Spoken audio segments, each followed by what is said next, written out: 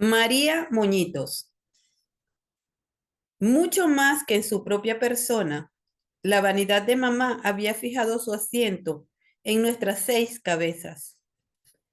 Al decir cabezas, no incluyo de ningún modo en esta palabra la parte anterior o rostro, sino que me refiero únicamente a aquella parte superior y posterior que en las personas suele estar cubierta de cabellos.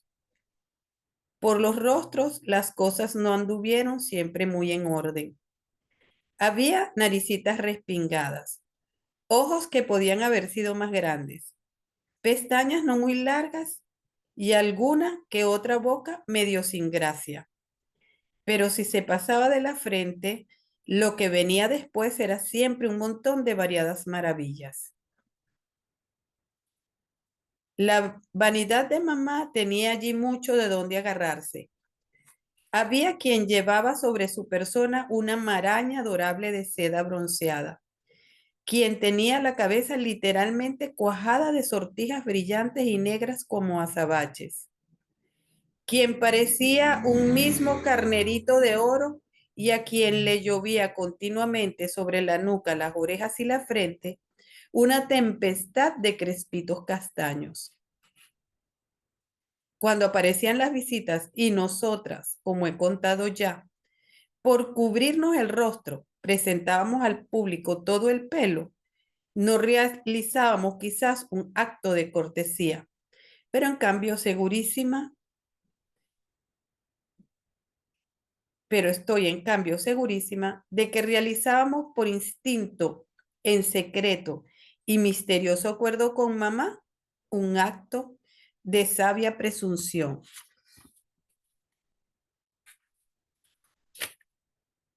La gente decía trémula de sincero entusiasmo: ¡qué cabezas tan divinas! Y todas diferentes. Sí, parecen un coro de querubines. Por toda contestación, nosotras nos cubríamos más y más el rostro. Ante el esfuerzo, las sortijas, bucles, marañas y crespitos temblaban tornasolados pregonando en nombre de los rostros bellezas sin cuento, que en realidad no existían. Al explotar así la curiosidad y la credulidad del público, nos hacíamos con habilidad en un instante, al igual de los artistas e industriales modernos, un renombre muy superior al merecido por nuestras perfecciones. Las visitas, en efecto, acababan diciendo: ¡qué criaturas tan lindas!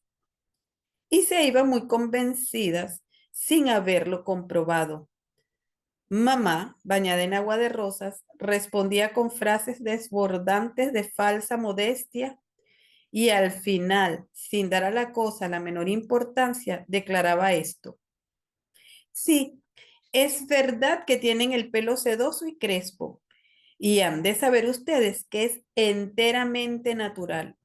La única que lo tiene un poco menos rizado es Blancanieves, aquella, la más trigueñita, pero sus crespos también son naturales. La primera frase era verdadera. En la última, mi querida mamá mentía de un modo descarado y enternecedor. Es cierto que la pobre comenzaba por encerrar tímidamente su mentira en la forma discreta del eufemismo, lo cual no deja de ser un homenaje a la verdad. Y es cierto, además, que como alguien ha dicho, el primer deber de toda mujer es el de aparecer hermosa. Al esforzarse ella en cumplir por mí mi primer deber, no podía cometer, pues, una acción reprochable. Al contrario, no lo digo por disculparla. Su acto era digno de elogio, tanto más si se considera aquella serie de esfuerzos admirables y cotidianos, tan conocidos por mí, que su mentira encubría.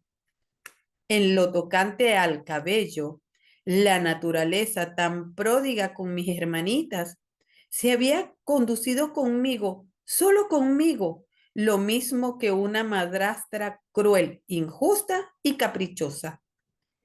Pero como mamá era madre, la tenía retada a una lucha sin cuartel que se renovaba todas las mañanas. Por las tardes, de 2 a 3, la madrastra quedaba vencida y burlada. Si venían visitas, quedaba burlada y vencida desde las 11 de la mañana. Y mi pobre cabello negro, en el cual no existía la más leve sospecha de una onda, por virtud del milagro maternal ante las miradas extrañas, temblaba con gracia e hipocresía, distribuido en menudos crespitos, tan enroscados como los de todo el mundo. Y a ver si quien no estuviera en el secreto sabía distinguir cuáles eran los falsos y cuáles los verdaderos. Mamá sufría por la gran injusticia de la cual era yo escondida víctima. Sufría también por los minuciosos engaños que le imponía la tal injusticia, pues no era ella persona que gustase de mentir a toda hora por vicio o costumbre. No, solo lo hacía con entera sencillez y naturalidad en los casos en que, como este, la mentira venía a ser indispensable. Para luchar contra la lisura de mi cabello, mamá desplegaba un ardor y una perseverancia admirables. Sin embargo, como a todo gran luchador, a ella también la cometía de pronto el desaliento. A veces, instalada conmigo frente al espejo, antes de ejecutar en mi pelo aquella serie de artes y oficios que voy a enumerar, apagados por un segundo ardor y perseverancia, con una voz lastimera y con el peine y la mano desmayados sobre su falda, me hacía en pleno decaimiento esta especie de reproche. Pero ¿de dónde sacarías tú el pelo tan liso, Blancanieves? Mijita querida, como yo no sabía en absoluto de dónde lo había sacado, considerándome culpable, me excusaba tímidamente respondiendo con la misma pregunta y con la misma dulzura en la voz.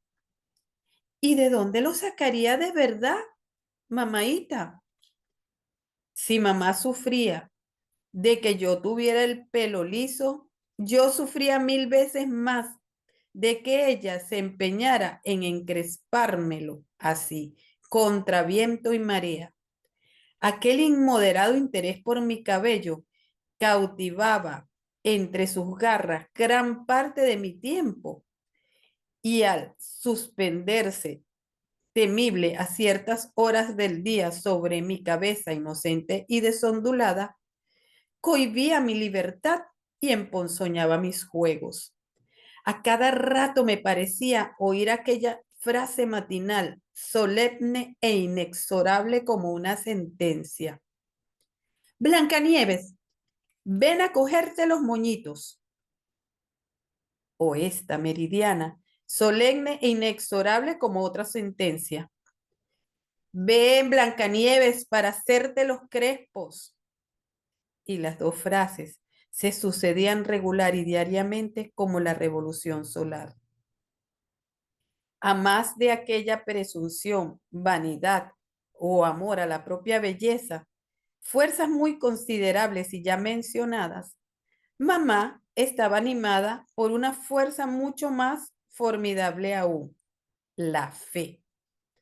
Sí, señores, la fe. Mamá creía en el bejuco de cadenas, es decir, que contra toda evidencia ella sabía muy bien que la reconocida eficacia de dicho encadenado bejuco acabaría por rizar mi cabello en un porvenir cercano y en forma natural o permanente. Esto me perdía. De allá, de muy arriba en las montañas, iban expresamente todas las semanas a bajarle su adorado bejuco el cual llegaba con un rico olor a monte y a tierra húmeda, tan grato como amenazador. Desafiando valientemente las furias de Candelaria, mamá se iba a la cocina, lo ponía en una cacerola, le echaba agua, lo hervía y sacaba aquel té claro que, destinado a empaparme la cabeza durante 8 días consecutivos, quedaba depositado en un tazón hasta el advenimiento de un nuevo bejuco y la elaboración de un nuevo té. Era por lo general así, armada con el tazón, el peine y un sinfín de maripositas de papel, como solía pronunciar en las mañanas su importuna sentencia. Era inútil el que mi pelo y yo le demostrásemos todos los días palpablemente la nulidad desoladora del bejuco de cadena. Ella seguía comprobando impertérrita los progresos de unas ondas numerosas e imaginarias. Y es que al amar con tantísima ternura mi desheredado pelo, resultaba natural que el alma dulce y mística de mi mamaíta esperara confiada en la misericordia del bejuco de cadena. Aquello era en suma una especie de religión y yo era la víctima expiatoria que ella, al igual de Abraham, sacrificaba con valor en aras de mi belleza. Me parece que acabo de exagerar un poco al hablar de los crueles sacrificios que a los 5 años me imponían mis crespos fingidos, o lo que es lo mismo, mi arduo deber de aparecer hermosa. Tengo ciertos escrúpulos. Creo que me he dejado llevar por ese prurito tan común a todo el mundo, el deseo de brillar. He querido brillar por el sufrimiento y exaltarme en la compasión de ustedes. En el fondo no merezco tal exaltación. Mi pelo liso me imponía sacrificios, es cierto, pero si me los imponía era para regalarme luego ratos de exquisito coloquio con personajes interesantísimos, llenos de belleza física y de encantos morales. Andando por los ásperos senderos de mi pelo liso, fue como encontré al amanecer a Nuestra Señora, la amable poesía, aunque ni entonces ni después debía yo cubrirme familiarmente con su propio manto. Ella me sonreía ya, bondadosa, desde lejos y en contestación, desde lejos también yo le sonreía. La mutua y discreta sonrisa dura todavía. He aquí cómo ocurrían las cosas y cómo a la amargura de la privación sucedían las dulzuras de una escondida abundancia. A eso de la 1 de la tarde, mientras Evelyn almorzaba, nosotras aprovechábamos aquel resquicio de libertad para divertirnos lo más posible. Frente a la casa, bajo los árboles, ante la distraída vigilancia de mamá, comíamos furtivamente guayabas y pomarrosas, jugando al mismo tiempo a la candelita. Sentada en un mecedor del corredor de la casa, absorta en un libro, con su abanico de paja en movimiento, mamá levantaba de tiempo en tiempo los ojos y nos veía. En realidad era yo quien, sin parecer, la observaba a ella con atención e inquietud. De pronto, cerraba el libro y gritaba en efecto: Blancanieves, ven a hacerte los crespos. Pero Blancanieves nunca oía. Su cabeza, que desde por la mañana, erizada de claros papillotes, parecía una alcachofa salpicada de salsa blanca, corría de árbol en árbol pidiendo aquí y allá una candelita. Mamá esperaba pacientemente que la alcachofa se acercara un poco más para repetir en voz más alta: Blancanieves, ¿estás sorda? Que vengas a hacerte los crespos. Como las personas sordas no responden ni vuelven nunca la cabeza cuando se las llama, la erizada alcachofa seguía de espaldas a todo correr mordiendo una guayaba e implorando la candelita. Mamá esperaba de nuevo unos segundos para tomar resueltamente su voz de queja. ¿Hasta cuándo me molestas, Blancanieves? ¿Hasta cuándo me desesperas? Y cantando melodiosamente su desesperación, se abanicaba y se mecía con la cabeza apoyada en el respaldar del asiento. Era lo mismo que en las antiguas óperas italianas, pero por desgracia mía y honor de la vejada obediencia, la ópera no duraba nunca más de 5 minutos.